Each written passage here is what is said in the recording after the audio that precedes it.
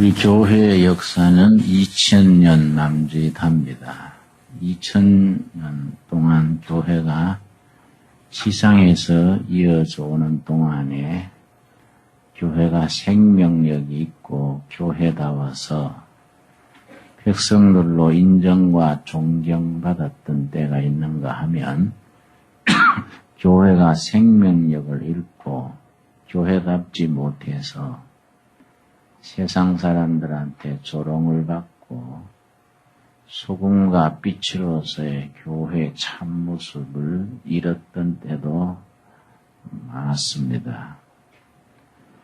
교회가 부패하고 교회가 재구실을 하지 못하면 그 시대 백성들의 삶이 대단히 산만해지고 백성들이 갈 바를 알지 못하고 우왕좌왕하게 됩니다. 이 종교라는 것은 우리가 생각하기보다가 백성들의 삶과 한 나라의 번영에 끼치는 영향이 대단히 큽니다. 교회가 부패하고 교회가 재구실하지 못하는 경우는 대체로 세 가지 경우에 교회가 잘못되어 갑니다.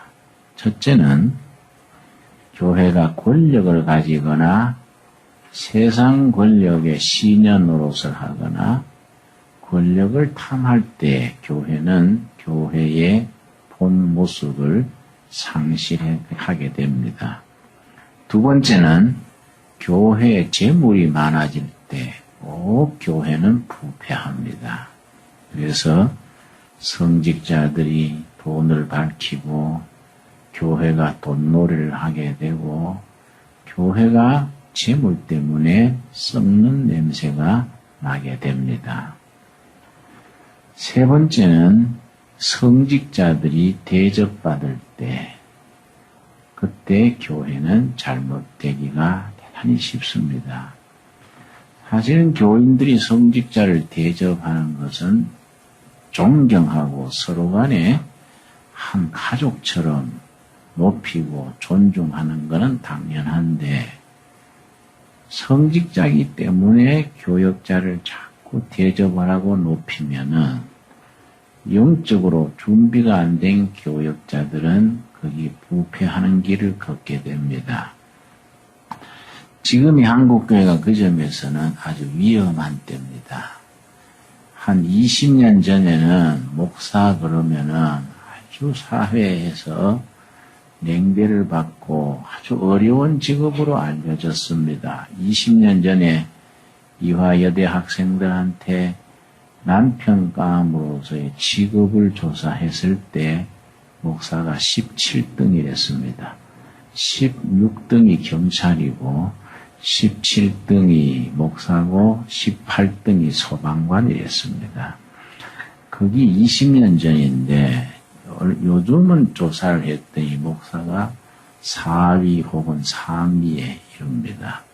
세상이 그만큼 목회자들이 아주 참 잘 먹고 잘 사는 시대가 돼서 목사들이 대접받는 시대가 되니까 혼인정령기의 아가씨들이 목사 사모가 괜찮겠다 그래 생각하는 겁니다. 이게 그냥 좋게만 볼 일은 아닙니다. 성직자가 대접받으면서 교회가 정말로 양을 돌보겠다는 목자다운 목자들이 있는가 하면 하나의 직업적으로 세상적인 어떤 것을 찾아서 신학을 가고 목사가 되는 경우들이 많아지기 때문에 교회가 부패를 하게 됩니다. 그런데 교회사를 쭉 보면은 교회가 재구실을 하지 못하고 부패하고 곁길로 나갈 때 어떤 단계가 되면 성령께서 직접 교회를 개혁시킵니다. 성령님의 강권적인 역사로 교회에 새바람을 일으키고 교회의 참모습을 되찾게 하시는데 쭉 살펴보면 신기하게도 주왕에 서 있는 교회들이 새로워지는 게 아니고 항상 변두리에서부터 새로워집니다. 변두리에서부터 새로운 운동이 일어나서 나중에 결과로 주황까지 새로워질 수 있도록 그런 운동이 전개가 됩니다. 비단 교회뿐 아니라 정치나 경제나 교육, 우리 사회 모든 분야에 지금 정말로 진정한 참된 개혁이 정말로 필요한 때입니다. 그런데 이 개혁이라는 것이 말로는 그냥 쉽지만은 실제 개혁이 일어나서 성공에 이르는 경우가 대단히 적습니다. 개혁이라는 것이 얼마나 어려운지에 대해서 한 정치학자가 쓰기를, 개혁을 성공시킨다는 것은 달리는 자동차에서 바퀴를 갈아 끼우는 것만큼 어렵다. 그런 표현을 했습니다. 그러니까 여러분 얼마나 어렵습니까? 자동차를 세워놓고 바퀴를 갈아 끼워야 하는데 달리는 차에서 바퀴를 갈아 끼운다는 것은 정말 어려운 일입니다. 그래서 역사상에 많은 개혁이 일어났다가 사라지곤 했는데 그 어려운 것이 10가지 개혁 중에 겨우 한두 가지가 성공하고 9가지, 8가지 개혁은 다 실패로 끝났습니다. 그래서 개혁의 구호는 거창하게 시작을 했는데 세월이 지나면서 차라리 개혁을 안 했던 것보다가 못해지는 경우가 아주 많습니다. 그 예수님이 비슷한 비유로 말씀하시기를 어떤 집에 귀신이 들었는데 귀신을 쫓아냈습니다. 그랬더니 그 빈자리에 밖에 있는 귀신 7이 들어와가지고 그 자리를 차지해서 나중 형편이 처음보다 훨씬 나빠졌다. 그런 비유를 예수님이 들었습니다. 이 개혁이 마찬가지입니다. 바른 정신, 바른 원리, 바른 방법론으로 제대로 개혁을 하면 이게 바람직한 것인데 잘못된 정신, 잘못된 원리, 잘못된 방법으로 혹은 좋은 정신, 좋은 원리라도 초급하게 억지로 개혁을 하다가 나중 안 했던 것보다 못해지는 경우가 대단히 많습니다. 그런 점에서 느헤미야서는 우리들에게 좋은 교과서가 됩니다. 느헤미야서는 성경에서 성공한 개혁의 하나의 기준을 제공해 줍니다. 특별히 느헤미야서가 중요한 것은 개혁이 불가능할 때 그걸 성공시킨 아주 참 귀중한 사례입니다. 오늘 본문 느헤미야서 2장 15절부터 18절 사이에 보면은 느헤미야 개혁에 성공할 수 있었던 그 가장 중요한 조건이 거기에 기록되어 있습니다. 느헤미야가 거의 불가능한 조건에서 개혁을 성공시킬 수 있었던 데는 5가지 조건이 있었습니다. 5가지. 먼저 1장을 먼저 찾아보겠습니다. 제일 첫 번째가 뭐냐 하면은 1장 4절 말씀. 내가 이 말을 듣고 앉아서 울고 수일 동안 슬퍼하며 하늘의 하나님 앞에 금식하며 기도하여 가로되. 느헤미야는 평신도입니다. 제사장도 아니고 선지자도 아니고 느헤미야는 정치가고 행정관료입니다. 그런데도 이 사람은 평신도면서 관료면서 얼마나 기도에 뜨거웠던지 자기 맡은 사역에 대해서 금식하며 기도하고 울면서 기도하고 묵상하면서 기도하고 느헤미야는 1장에서 마지막 장 13장까지 기도로 시작해서 기도로 진행하고 기도로 마무리했습니다. 이 점이 느헤미야가 성공할 수 있었던 기본이 됩니다. 두 번째는 2장 17절 보겠습니다. 2장 17절. 느헤미야의 개혁은 어느 시대냐 하면은 BC 5세기 450년 전후 그때에 페르시아 왕 아닥사스다 왕 시대입니다. 그때 이스라엘은 그 전에 70년 전에 바벨론한테 망하고 바벨론의 포로로 끌려갔다가 페르시아가 세상을 바꾸면서 해방이 돼서 돌아왔습니다. 그래서 당시에 강대국 페르시아의 보호령으로 있을 때입니다. 그때 지도자로 느헤미야가 등장을 했습니다. 등장을 해서 고국에 와보니까 얼마나 비폐한지 예루살렘 성은 허물어지고 성문은 불타버리고 백성들은 기댈 데 없이 초상집 개처럼 그냥 구박당하고 억압당하고 때리면 맞고 뺏으면 뺏기고 그런데다가 부자들은 자기 이권만 챙기고 가난한 사람들은 적개심에 불타고 서로 분열이 된 상태에 있었습니다. 이럴 때 느헤미야가 등장을 해서 국민을 설득을 하고 국가 모든 자원을 한 곳으로 모아서 미래를 향하여서 국력을 모아가게 됩니다. 자, 17절 보겠습니다. 17절, 2장 17절. 후에 저희에게 이르기를 우리의 당한 공경은 너희도 목도하는 바라. 백성들을 다 한자리에 모아놓고 국민 여러분, 우리 결례가 당한 어려운 처지, 곤경은 말이 필요 없습니다. 다 눈으로 보고 몸으로 체험하는 겁니다. 지금 또 우리 그렇지 않습니까? 지금 경제가 어렵고 사회가 참 각박합니다. 지금 우리가 말 필요할 없이 이 사회가 상처가 많고 대단히 참 피곤한 사회입니다. 여러분 전에도 제가 말씀드렸습니다만은 일본과 비교할 때 우리가 정말로 부끄러운 사회입니다. 우리는 1년에 고소 고발 사건이 50만 건 앞뒤입니다. 그런데 우리보다가 인구가 3배가 많은 일본은 고소 고발 사건이 2만 건 앞뒤, 2만.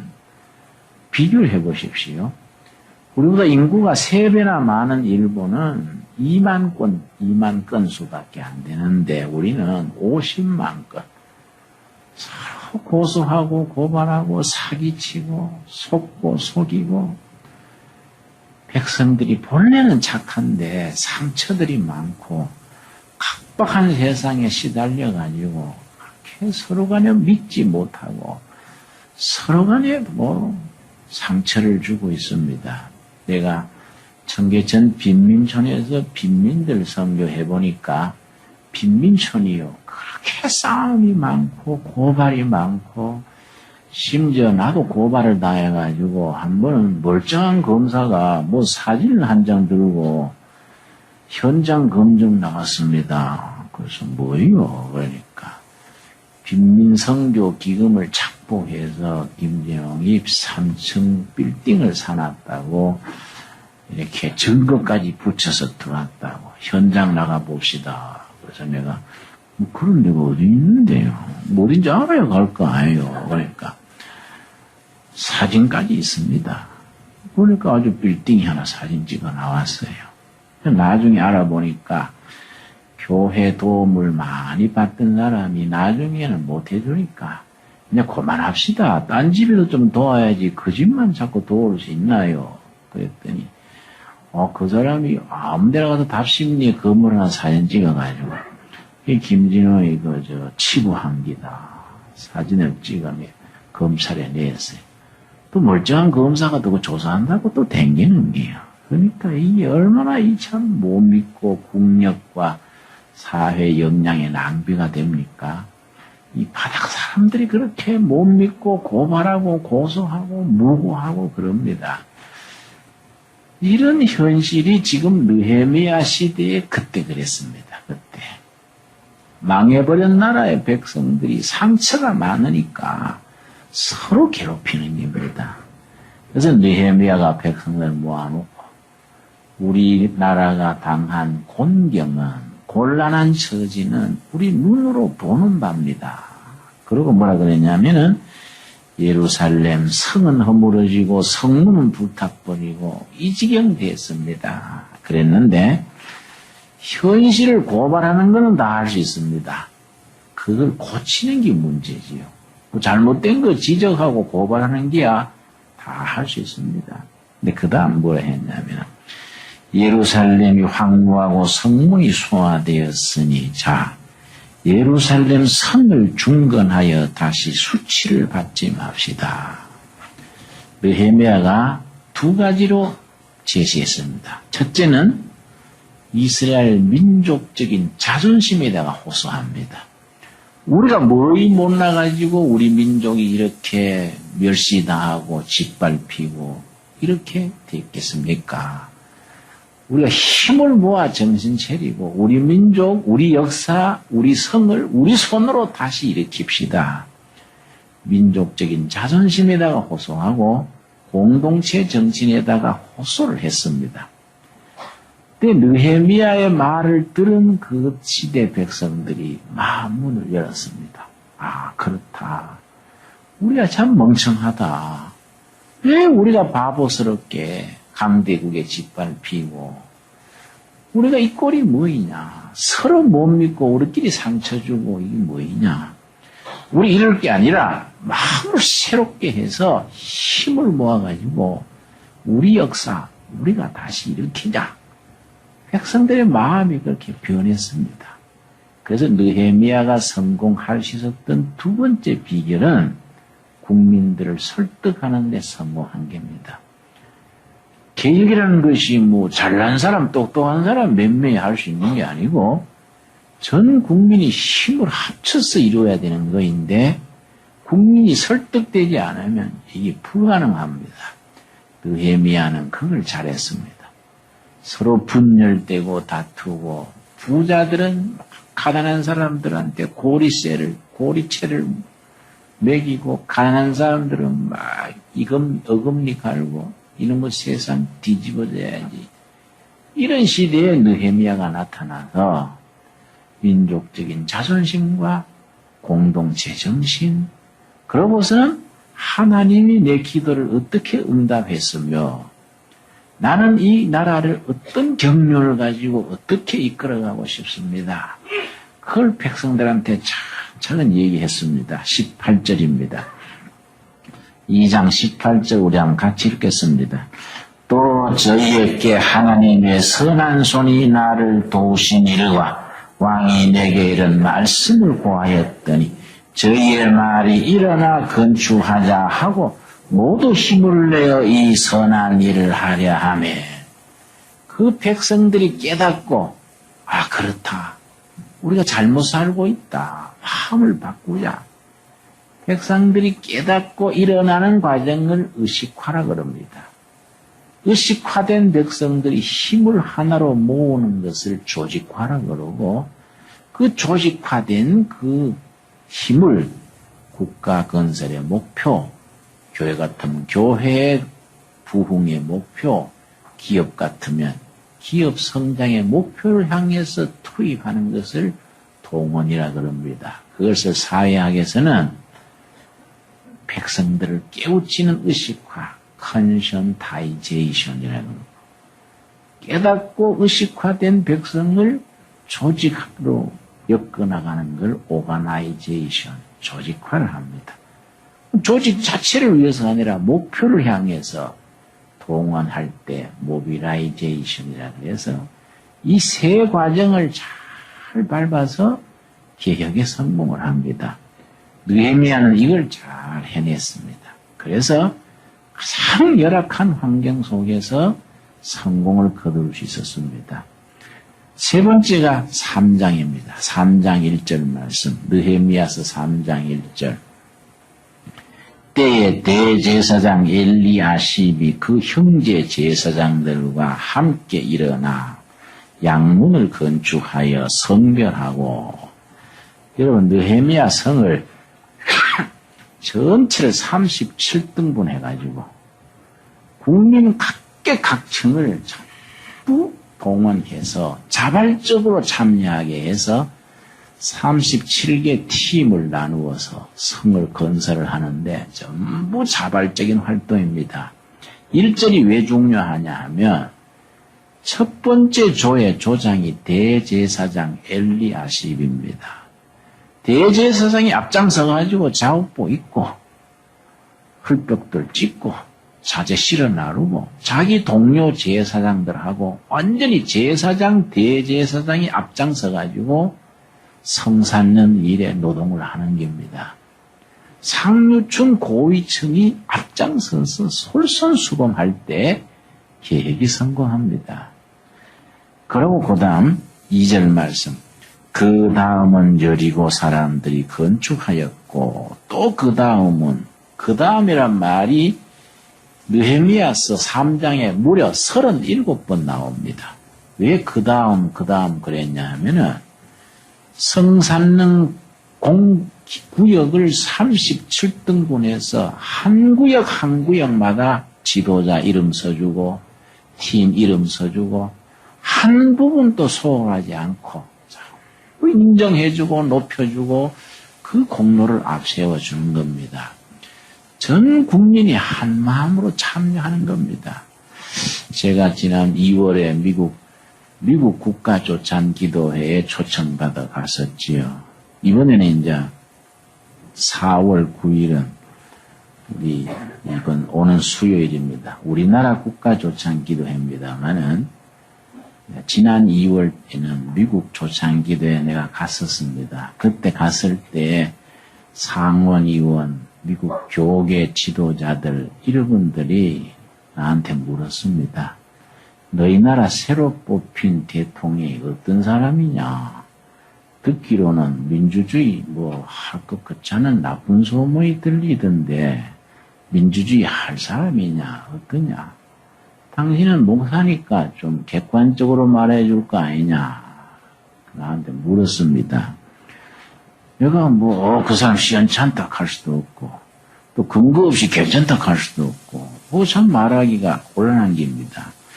그래서 내가 뭐라 그랬냐면은 우리 대통령 당선된 분이 책을 한 권 썼는데 책 제목이 내가 본 링컨 이런 제목이다. 그런데 내가 그거 읽어봤더니 링컨을 존경하고 링컨 같은 정치가가 되고 싶다고 썼더라. 링컨을 존경하고 그대로 따르는 정치가가 되고 싶다고 책까지 썼으니 못해도 반의 반은 안 되겠냐. 걱정 안 해도 된다. 그랬더니 그 말들이 안심이 된다고. 링컨을 좋아한다면 우리가 안심해도 되겠다.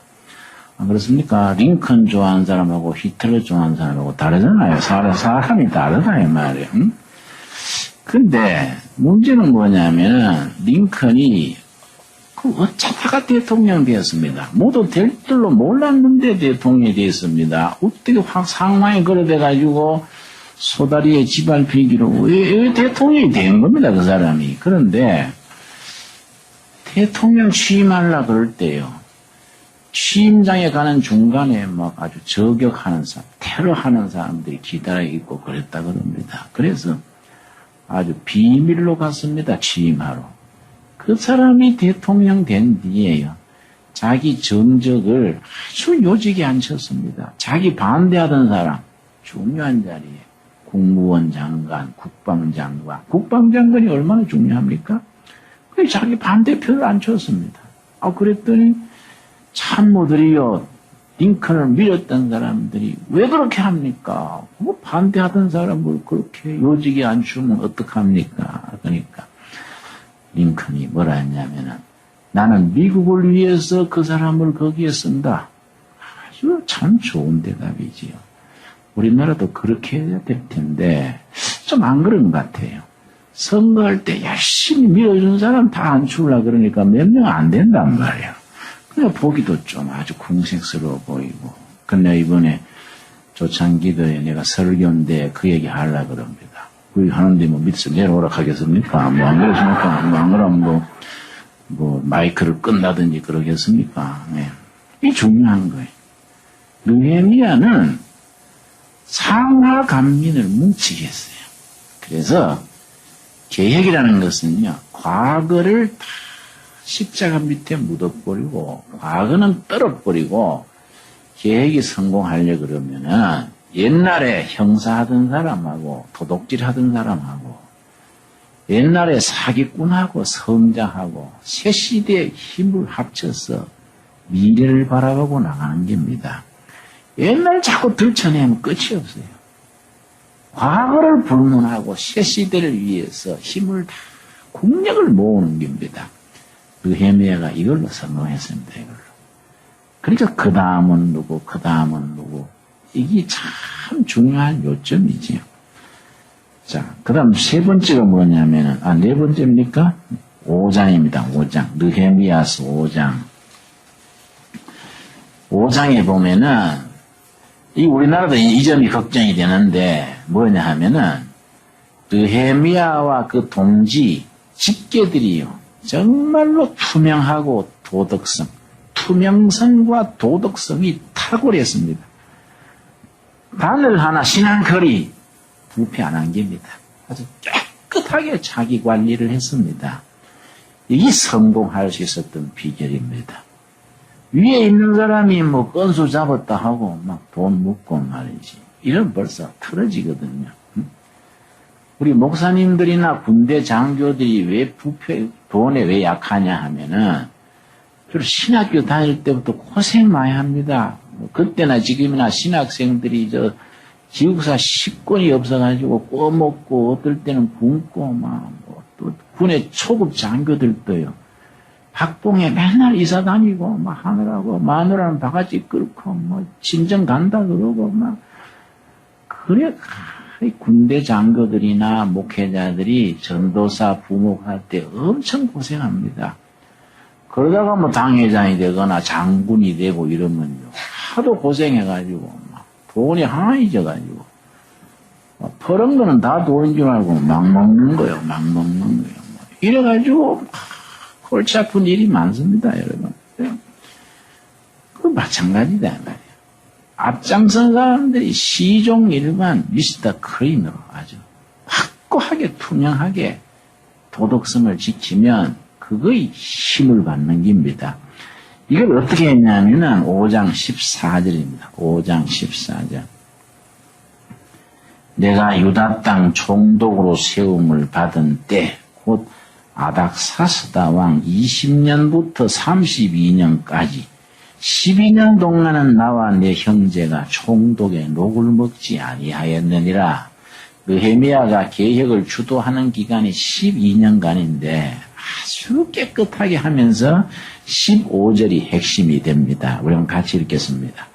이전 총독들은 백성에게 토색하여 양식과 포도주와 또 은 40세계를 취하였고 그 종자들도 백성을 압제하였으나 나는 하나님을 경외함으로 이같이 행치 아니하고 전임자들은 부패하고 부정하고 전임자의 종자들 밑에 참모들도 굴림하고 부정했다.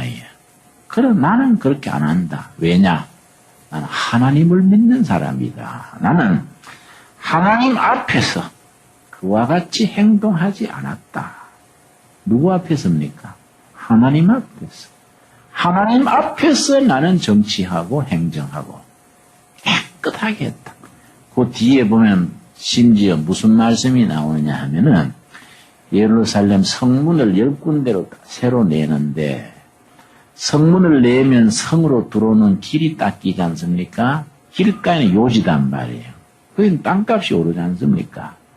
성경 본문에 뭐라고 했냐면은 성문 옆에 길가에 내 참모들이 부동산 투기를 하지 않게 했다. 절대 거기 땅 사거나 정보를 유출해서 이권을 얻거나 그런 걸 못하게 했다. 이런 거 다 읽어보면요. 야, 참 성경이라는 게 참 교과서다. 부동산 투기까지 다 막고 깨끗하게 했기 때문에 그 어려운 조건에서 계획을 성공시킬 수 있었습니다. 여러분, 우리가 예수 믿는다는 건 뭡니까? 해외에 나가서 순교하고, 40일 금식하고, 이런 건 못해도, 내가 지금 있는 자리에서 땀 흘려 정직하게 살고 부패나 부정에서는 완전히 초연한 깨끗하게 투명하게 사는 일, 그걸로서 우리가 순교하는 정신으로 가지고 나갈 수 있게 되기를 바랍니다. 이거이 우리가 힘입니다. 힘. 이 부패한 시대의 교인들이 사회를 변화시킬 수 있는 힘이 거기서 나오는 겁니다. 자, 마지막으로 느헤미야서 8장입니다. 느헤미야서 8장. 자, 개혁을 해나가다 보면은 지칠 때가 있습니다. 그걸 개혁 필요증이라 그럽니다. 예나 지금이나 개혁은요, 중도에 기진맥진해집니다. 그걸 개혁 필요증이라 그러는데, 나중에는 막 지쳐가지고, 이제 개혁 그만하자. 차라리 옛날로 돌아가자. 막 그때가 편하고 좋았다. 지쳐가지고 나중에 벽에 부딪힙니다. 이때도 마찬가지지요. 느헤미야와 그 동지들이 어려운 조건에서 하다가 지쳤습니다. 반대파는 득세하고 물자는 모질하고 막 기진맥진했습니다. 그럴 때 느헤미야가 뭘 잘했느냐? 다 모아놓고 하나님의 말씀 앞에서 말씀 부흥회를 했습니다. 영적으로 충전해가지고 힘을 얻어서 그 벽을 다시 이기고 나갈 수 있게 했습니다. 8장 1절입니다. 이스라엘 자손이 그 본성에 거하였더니 7월에 이르는 모든 백성이 일제히 수문 앞 광장에 모여 학사 에스라에게, 그 다음 같이 읽겠습니다. 여호와께서 이스라엘에게 명하신 모세의 율법책을 가지고 오기를 청하매, 지치고 벽에 부딪혔을 때에 말씀 가져오게 해가지고, 그 다음 3절. 수문 앞 광장에서 새벽부터 오전까지 남자, 여자, 무릇 알아들을 만한 자의 앞에서 읽음에 묻 백성이 그 율법책에 귀를 기울였는데, 멋있지요? 계획을 지켜나가다가 막 기진맥진하고 벽에 부딪혀가지고, 아이고, 그만, 옛날로 돌아가자. 뭐, 되지도 않는 거 뭐 별나게 이랬었냐? 그럴 때, 다 수문 앞 광장에, 우리나라로 말하면 여의도 광장 같은 데 모여가지고, 말씀을 앞에 놓고, 에스라가 아주 위대한 성경학자입니다. 앞장서가지고 성경 본문을 차근차근 하나님의 뜻을 분별해 시켜줬습니다. 그랬더니 8절입니다. 8절. 8장 8절. 하나님의 율법책을 낭독하고 그 뜻을 해석하여 백성으로 그 낭독하는 것을 다 깨닫게 하매 백성이 율법의 말씀을 듣고 다 우는지라. 지쳐서 기진맥진했을 때 하나님의 말씀으로 다 가슴을 채워주니까 힘을 얻고 울었습니다. 우리가 참 헛된 생각했구나. 우리가 참 하나님 앞에 우리가 죄송하구나. 울면서 이제 자기를 돌이켰습니다. 그런데 계속 울면 안 되지 않습니까? 그 지도자들이 대단히 참 현명했습니다. 9절 말씀. 백성이 율법의 말씀을 듣고 다 우는지라 총독 느헤미야와 정치가입니다.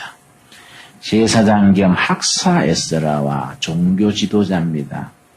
백성을 가르치는 레위 사람들이 교육계 지도자입니다.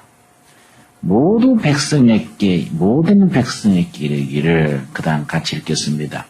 오늘은 너희 하나님 여호와의 성일이니 슬퍼하지 말며 울지 말라 하고, 자, 백성들이 말씀에 가슴에 닿아서 우니까 정치 지도자, 종교 지도자, 사회 각층 지도자들이 백성들 앞에 나가가지고, 여러분, 오늘은 하나님의 말씀을 깨닫고 우리가 새로운 은혜를 받고 힘을 얻는 복된 날인데 울고만 있지 맙시다.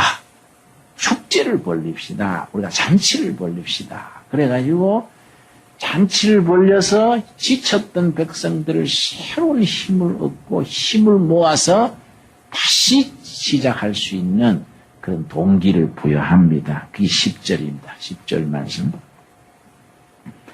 느헤미야가 또 이르기를 너희는 가서 살찐 것을 먹고 단 것을 마시되 예비치 못한 자에게는 너희가 나누어 주라. 참 좋은 생각이지요? 잔치를 벌리는데 부자들은 흥청망청 도시락 사와가지고 잔치 벌리고 가난한 사람 옆에 앉아가지고 손바닥만 빨고 있으면은 원성이 생기지 않습니까? 야, 이씨, 누구는 인삼 묻고, 누구는 배추 뿌리나 묻고, 이건 되겠냐? 축제가 안 된다, 이 말이야. 그래서, 느헤미야가 뭐라고 했냐면은, 있는 사람들한테, 여러분 도시락을 2개씩 사오시오. 1개는 여러분 가족, 하나는 없는 사람. 2개씩 사와가지고, 이거 내거 따지지 말고 다 펴놓고 같이 즐깁시다. 참 좋은 생각이에요. 있는 사람, 없는 사람, 힘 있는 사람, 약한 사람, 건강한 사람, 건강하지 못한 사람, 다 하나님의 백성들인데 같이 공동체를 이루어가지고 서로 북돋아주면 거기서 힘이 나오는 거 아니겠습니까? 그래서 결론이 뭐냐면은 이날은 우리 주의 성일이니 근심하지 말라. 그럼 같이 읽읍시다. 여호와를 기뻐하는 것이 너희의 힘이니라. 영어 성경에는 Joy in the Yahweh is power. 하나님의 말씀을 깨닫고 말씀 안에서 기쁨을 누리는 이것이 중단된 역사를 일으키고 황폐한 성을 다시 재건하고 하나님의 뜻을 이 시대 이 땅에 펼쳐나가는데 그거의 능력의 뿌리다. 우리의 능력은 뭐냐? 우리 스스로 힘을 모아가지고 땀 흘려 일하고 우리 민족, 우리 국가, 우리 역사를 우리가 일으키는데 힘이 어디서 오는 거냐? 하나님의 말씀의 깨달음에서 오는 기쁨과 감격. 이것이 우리가 새로운 시대를 일으켜 나가는 능력의 뿌리다. 여러분, 우리 둘의 교회는 지하실에 있는 그렇게 크지 않는 교회지만은 느헤미야서의 신앙을 오늘 우리들의 삶의 기준으로 삼아서 이 시대에 교회와 시대에 좋은 빛을 발해주는 교회가 될 수 있기를 바랍니다. 기도하겠습니다. 주님의 은혜를 감사드립니다. 우리가 예수님의 이름으로 백성을 섬기며 교회를 받들며 이 시대에 우리가 맡은 사역을 잘 감당케 하셔서 감사합니다. 우리의 능력이 물질이 아니고 세상주의가 아니고 세상적인 힘이 아니고 살아있는 하나님의 살아있는 말씀을 깨닫고 우리 영혼이 뜨거워지고 거듭나고 충만하고 정말 주님을 우리에게 모실 때에 거기서 나오는 기쁨과 감사, 헌신과 충성이 자신을 새롭게 하고 교회를 부흥시키며 이 시대에 우리가 맡은 사명을 감당할 수 있는 능력의 시작이 될 줄로 믿습니다. 우리 잘 감당케 하여 주시옵소서. 예수님 이름 받들어 기도드렸사옵나이다. 아멘.